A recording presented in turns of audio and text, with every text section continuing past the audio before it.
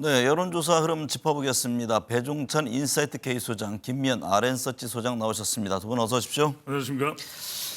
배 소장님, 갤럽과 NBS 여론조사 꽃 조사 결과를 보겠습니다. 갤럽 NBS에서는 이재명 민주당 후보와 김문수 국민의힘 후보 지지율 격차가 줄어들었고, 여론조사 꽃에서는 여전히 20%포인트 차이 나는 걸 볼 수 있는데요. 이 같은 차이가 나는 흐름을 어떻게 해석해야 합니까? 글쎄 뭐 정확하게 알 수는 없습니다. 그 조사 기관이 또 어떤 의도가 있었는지 그러면 그건 이제 문제가 있는 거지만 그렇지 않고 또 여론조사 기관의 이 하우스 이펙트 차이도 있을 수 있는 것이고 대체로 지금도 계속 이제 지지율은 변하고 있습니다만 이재명 후보가 좀 빠지고 김문수 후보가 워낙 지지율이 안 나오던 상황이었기 때문에 조금 올라가고 또 이준석 후보가 주목을 좀 받으면서 조금 더 올라간 그 정도 추세로 보입니다. 네, 김미연 소장님, 갤럽 조사에서 이재명 후보와 김문수 후보 지지율 격차가 한 자릿수까지 줄어든 결과가 나왔는데요. 이게 보수층이 결집한 거냐 여러 가지 해석들이 나오네요. 먼저 이번 주 갤럽 조사를 금요일에 발표된 갤럽 조사를 보면요, 네. 그 이유가 나와 있습니다. 왜냐하면 TK 지역에서요, 일주일 만에 이재명 후보 지지율이 12%포인트를 하락을 했고요. 그리고 TK에서는 5%포인트 하락을 했고 자영업자에서는 또 한 11%포인트 하락을 했습니다. 네. 이 데이터를 이렇게 입안으로 본다면 우리가 보수층이 결집을 했다. 그래서 이런 결과가 이 지지율이 하락하고 반면에 정통적인 보수층에서는 이제 김문수 후보를 중심으로 지지층들이 결집함으로써 이런 결과가 나온 것 같습니다.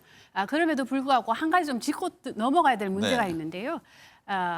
지난주에 발표된 그 갤럽 조사, 2주 전에 발표된 갤럽 조사를 보면요, 51%가 나왔습니다. 네. 51%가 나와서 제가 그때 이 자리에서 매우 경이로운 숫자가 나왔다고 했었는데 이 51%는요. 갤럽이 이 조사를 발표하기 2주 동안 조사 결과를 발표를 하지 않았습니다만은 그 조사 2주 전에 발표한 조사 결과를 보면요. 38%였습니다. 네. 그러니까 2주 만에 갤럽 조사에서 51%, 38에서 51%가 뛰었거든요. 네. 장장 한 2주 만에 조사 결과가 한 13% 정도 뛰었단 말이에요.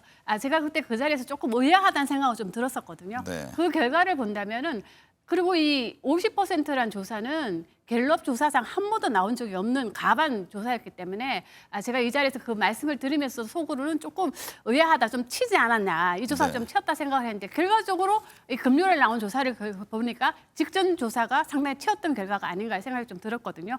근데 이 51%가 나왔던 조사 결과를 보면 그 당시에 PK에서 이재명 후보가 1위를 했고요. TK에서는 뭐 30% 후반대를 기록했기 때문에 개인적으로는 좀 이상하다 이런 생각이 좀 들었었는데 결과적으로 제자리 찾아온 거다. 네. 예, 이번 주 나온 조사를 보니까 제자리를 찾아온 조사였다. 저는 이렇게 생각을 합니다.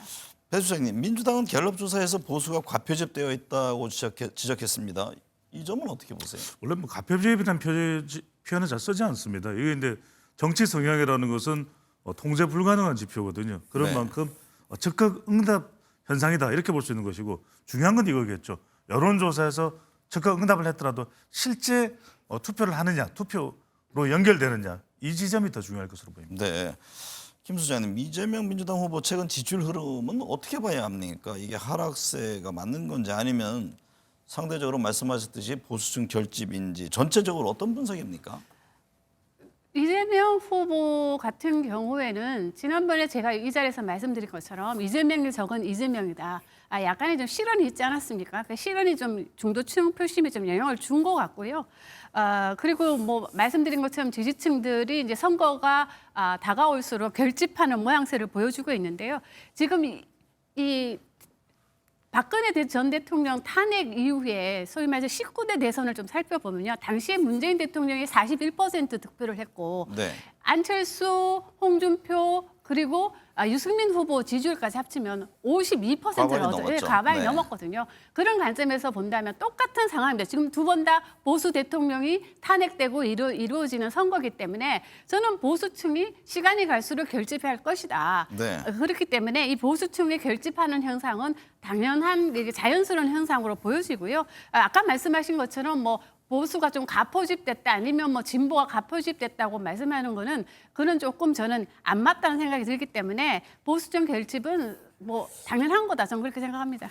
배 소장님, 선거 때마다 중도층, 부동층 얘기를 하는데요. 시간이 갈수록 많이 줄어들게 되잖아요. 네. 지금 이제 9일 남은 상황인데 역대 선거와 비교해 봤을 때 어떻습니까? 다른 대선과 비교를 해보면 중도층이 조금 더 부동층이 더 많은 편입니다. 네. 아주 크게 차이 나는 건 아닙니다만 전화조사에서는 대체적으로 이 정도 시기 되면 부동층이 10% 내외, ARS 같은 경우에는 5% 내외인데 이보다는 좀 많은 편이거든요. 그런 이유가 죄송합니다. 다른 것보다는 즉 탄핵의 여파가 이제 투표 적극성이 다른 대선보다는 조금 낮아지게 만든 요인이고 특히 보수 성향의 유권자층에서 이런 부동층 네. 투표 의향이 조금 낮게 나타나는 경향으로 보입니다. 김미연 소장님, 양자 대결을 보면 리얼미터에서는 이재명, 김문수 후보 적자가 7.2% 포인트고 이재명 민주당 후보와 이준석 개혁신당 후보 지지율 격차는 11.9% 포인트. 그런데 여론조사 꽃조사에서는 이재명, 김문수 후보 간 격차가 18.7% 포인트. 이재명, 이준석 후보 간 격차는 24.2% 포인트인데 이 부분은 어떻게 해석을 해야 합니까? 그러니까 조사 기간마다 지금 조사 결과가 좀 다르게 나오지 않습니까? 네. 어떤 결과에서는 한 자릿수인데 또 다른 조사에서는 두 네, 자리 여전히 두 자릿수. 나온다는 거는 근데 시청자 국민들 입장에서는 좀 헷갈릴 거 아닙니까? 그러니까 아까 우리 이제 배 소장님 말씀하신 것처럼 하우스 임팩트가 있는 게 아닌가 이런 생각이 좀 들고요. 네. 이 부분에 대해서 저희가 이제 뭐라고 단언하게 말씀드리기는 매우 힘듭니다. 그럼에도 불구하고 저는 이 조사 결과에 대해서 단순하게 그냥 합쳐보면 다자대결에서 김문수 후보와 이준석 후보를 단순 합산을 해보면 뭐 지지율 격차가 그렇게 크지 않습니다. 어떤 조사에서는 0.1%포인트가 나는 경우도 있지만 그러나 같은 조사에서 양자 대결을 하게 되면 지지율 격차가 다 벌어지거든요. 네. 그거는 무슨 얘기를 하냐면 지지층들을 지지하는 지지층들의 성격이 다르기 때문입니다. 그렇기 때문에 이런 양자 대결에서 이렇게 큰 차이가 난다. 그렇기 때문에 단일화의 파급 효과가 크지 않을 거라고 우리가 예측해 볼 수 있는 거지. 이 조사 한 조사에서는 격차가 한 자릿수인데 다른 조사는 격차가 두 자릿수가 낮다 하더라도 저는 이거는 크게 문제가 되는 게 아니고 다만 단일화를 하더라도 그렇게 큰 단일화 효과가 과연 크지 얼마나 않다. 날지 그걸 크진 참고해서 않다. 볼 수 있다 이렇게 참고 자료로 보시는군요. 살아가면 될 것 같습니다. 배 소장님, 막판 네. 승부수 이제 방금 말씀하신 후보 단일화 이야기가 나오는데요. 한국 리서치 조사 결과를 보면 김문수 후보와 이준석 개혁신당 후보 간 단일화해도 이재명 민주당 후보 지지율이 더 높은 것으로 나타났습니다. 이게 후보 단일화가 대선 막판 변수가 될 수 있을까요? 그래도 변수라고 볼 수밖에 없는 게 네. 다른 변수가 없으니까요. 그나마 다른 변수가 없는 가운데 단일화를 한다고 해서 이제 이재명 후보를 뛰어넘을지 어떨지는 모르겠습니다만 어떤 단일화가 되는지도 성격도 상당히 중요할 것 같고요. 왜냐하면 다른 변수가 없는 가운데서 그래도 단일화를 하면은 보수 결집 플러스 중도 일부를 추가 흡수하는 효과는 있기 때문에 그 때문에 국민의힘은 간절하게 단일화를 원하는 것으로 보입니다. 네. 김미연 소장님, 방금 말씀하셨듯이 갤럽 조사를 보면 김문수, 이준석 후보 단일화가 성사돼도 김 후보와 이 후보를 지지하는 표심이 단일화 후보에게 모두 흡수되지 못하고 이제 분산되는 그런 현상을 보이던데요. 이게 어떤 점을 말하는 겁니까? 그러니까 그 이준석 후보 지지층을 보면 여론조사 결과를 보면 20대 남성, 그 30대 남성, 일부 남성들이 지지를 보내는 것으로 나타나고 있거든요. 그런데 그리고 중도층. 그런데 이 사람들이 단일화가 됐을 때 이준석 후보를 지지하는 층은 단순하게 김문수 후보 쪽으로 옮겨가는 것보다는 옮겨가는 퍼센트도 있지만 이재명 후보에게도 가고 그리고 다 무당층으로 빠지는 경향도 있기 때문에 이분들이 상당히 이게 합쳤을 때 단순하게 합산을 하면은 비슷하게 이재명 후보를 따라잡는 것처럼 보이지만 이분들을 양자 대결을 붙였을 때는 두 자리 숫자로 벌어질 수 있는 거는 지지층의 성격이 다르기 때문입니다. 왜냐하면 이재명 후보 같은 경우에는 20대 남성 그리고 60세 이상에서는 상당히 약한 면을 보여오고 있거든요. 네. 반면에 이준석 후보는 20대 남성에서 상당히 강한 면을 보여주고 있는데 이 사람들이 그럼 이준석 후보가 김문수 후보와 단일화를 했다 해서 20대 남성이 쫓아가느냐? 안 쫓아간다는 거거든요. 네. 다는 100%를 안 쫓아가기 때문에 단순하게 양자대결을 붙였을 때도 격차가 더 벌어질 수도 있고 또 단일화를 했을 때 실망감이라는 것이 있기 때문에 그래서 이런 결과가 나오는 게 아닌가 싶습니다. 배 소장님, 지난 23일 사회 분야 대선 토론회가 있었습니다. 누가 토론을 잘했는지 묻는 여론조사 결과 NBS에서는 이재명, 이준석, 김문수 순서였고 미디어 토마토 조사에서는 이재명, 김문수, 이준석 순이었는데요.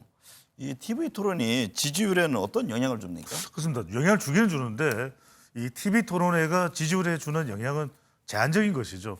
특히 이제 기존 지지층들을 더 강화하는 현상도 있다. 이런 분석도 가능해집니다. 그런데 이 TV 토론회를 조금 이제 TV 토론회가 있고 난 시차가 좀 이제 지나고 난 이후에 그래도 직업군별로 주는 영향은 분명히 있습니다. 이게 어떤 네. 이해관계와 관계가 걸려 있을 수도 있는 것이거든요. 그런 만큼 자영업층이나 또 이 블루칼라 학생 또 지역적으로도 좀 충청 PK 지역 이런 곳에는 영향을 주는 것으로 보입니다. TV 토론회 때 이제 네거티브 인신공격성 토론이었다 이런 지적이 많지 않습니까? 근데 이걸 하나 이제 전략으로 후보들에서는 쓸 수도 있는데 인신공격성 태도가 지지율에는 어떤 영향을 줍니까? 근데 저는 이 TV 토론이 지지율에는 큰 영향을 주지 않고 다만 지지층을 강화하는 역할만 한다고 생각을 하고 있고요. 많은 또 조사 결과 그렇게 나오고 있습니다. 일례로 보더라도 지난번 해리슨과 그 트럼프의 이 토론에서 모든 사람이 트럼프가 못했다고 했음에도 불구하고 트럼프가 이기지 않았습니까? 네. 그 관점에서 보더라도 이 TV 토론에서는 자기의 지지층을 강화시키기 때문에 자기 지지층들이 원하는 질문과 답을 하기 위해서 나온 자리이기 때문에 네. 저는 이것이 어떻게 보면 한편으로 인격을 좀 인신공격성 태도, 좀 좀 공격적인 태도를 보여야만이 지지층들을 좋아할 수도 있기 때문에 뭐 예를 들어 젊은 층의 지지를 받는 이준석 후보 같은 경우는 좀 더 공격적으로 상대방 후보들을 공격하는 그런 태도를 취하는 거는 저는 좀 개인적으로 당연하다고 생각을 하기 때문에 네. 그리고 이것이 그렇게 큰 편집에는 영향을 주지 않는다 생각합니다.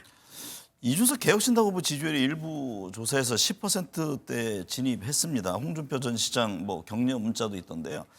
이준석 후보 지지율 10%대 진입이 갖는 의미는 어떤 겁니까? 아니 한 자리 숫자와 두 자리 숫자가 갖는 의미는 크죠. 왜냐하면은 만약 독자적으로 생존했을 때 만약 10%가 넘는다면은 1차적으로 그 선거 비용을 50% 정도 보존을 받을 수 있는 치수이기 때문에 네. 저는 뭐 상당히 이 10%의 지지율을 유지한다면 뭐 미래 정치인으로 상당히 각인될 수 있다. 그런 의미에서는 상당히 큰 의미가 있다고 보여지지만 저는 과연 독자 생존했을 때 과연 이 10%의 지지율이 득표율로 이어질 수 있을까? 그 부분에 대해서는 잠깐 의구심이 좀 듭니다. 네.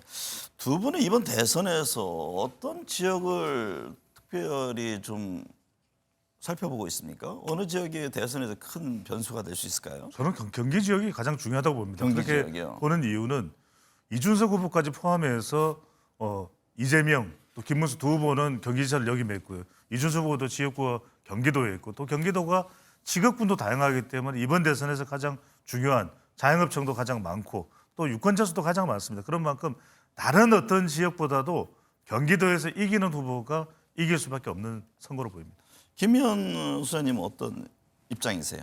저는 PK 지역입니다. PK, 부산, 경남. 네, 부산 경남 지역에서 이재명 후보가 정말로 40%가 넘는 득표를 할 수 있을까? 그리고 1위를 할 수 있을까?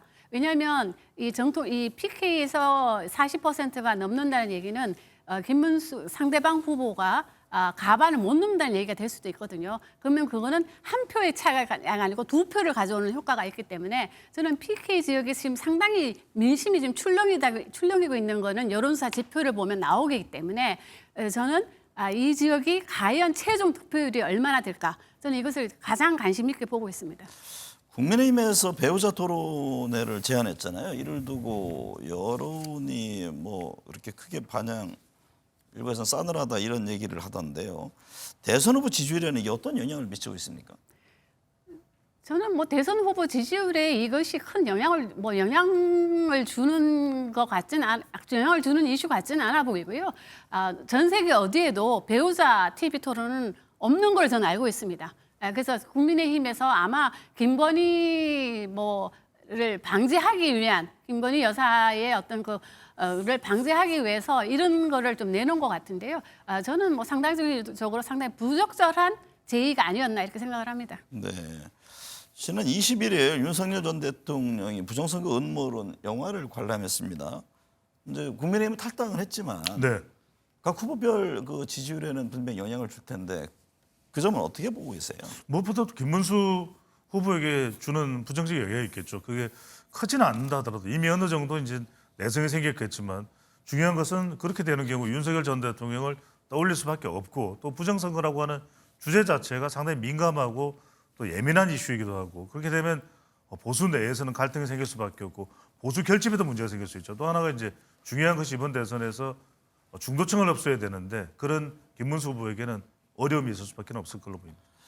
김 변호사님, 오는 28일부터 대선 투표일인 6월 3일까지 여론조사 결과 공표 보도 금지 기간이잖아요. 여론조사 이른바 이제 깜깜이 기간이다 이런 표현을 하는데 이 기간 동안에 여론 흐름이 크게 바뀌는 경우가 있습니까?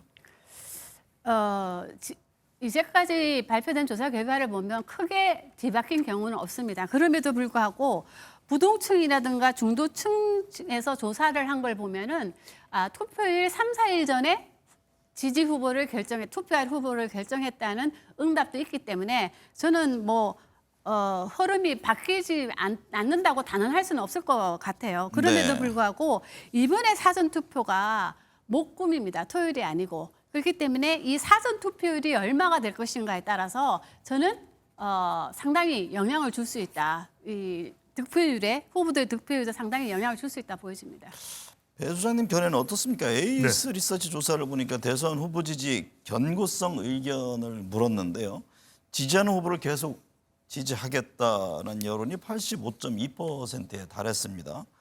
이 조사만 놓고 본다면 이 여론조사 깜깜이 기간 동안에도 지지율을 바꾸지 않을 가능성이 높지 않다 이런 의미입니까? 그렇죠. 다른 변수가 없다면 대선의 판세가 거의 굳어질 가능성이 높다는 것이고 그런 가장 큰 이유 중에 하나가 바로 사전투표입니다. 사전투표를 하고 난 이후에 또 본투표가 있지만 사전투표가 있기 때문에 판이 크게 바뀔 수는 없는 것이거든요. 두 번째로는 그렇기 때문에 막판 영향이 제한적인 것이고 대체로 28일까지의 최종 여론이 될 가능성이 높을 것으로 보입니다.